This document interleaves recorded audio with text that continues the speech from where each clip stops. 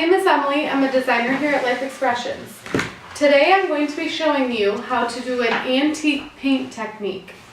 The items you will need for this are a paintbrush, a sanding block or sandpaper, whatever works best for you or whatever you have at home, and then the paint that you choose. Today I'm just going to use black. First you're going to want to paint your whole board. Usually for like a finished board with vinyl and all that, you'd want to do the edges, the back, and the front. I'm just going to do the top of the board just to save time and just because it's the same exact process for the sides and the back. Okay.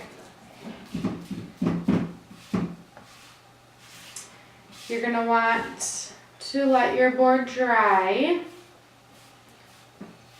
Once it's completely dry, then you can start sanding it.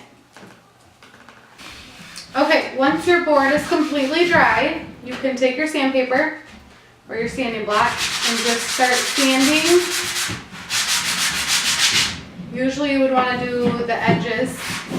I'm going to start with the edges actually. And you just want to sand the front.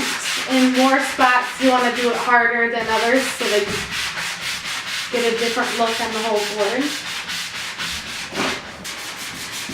Okay, once you feel that you have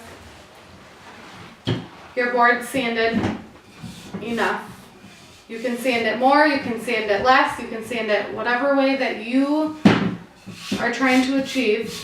Let me wipe off that. But this is my antique paint technique. I hope that helped you out a little bit. Thank you for watching, and you can go on our website to find more techniques.